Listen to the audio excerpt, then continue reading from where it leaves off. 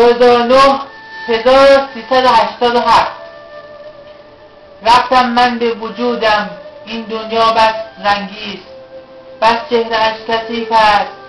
بسیاری از مردمان غرق به گناهانند.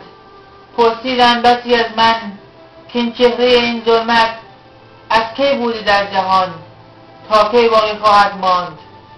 گفتم من ای عزیزم، این چهره زنطفت از آغاز زندگی انسانها درون مردم بوده، اما شاید که بتوان آن را کم کم جدا کرد از چهره جامعه. السلام.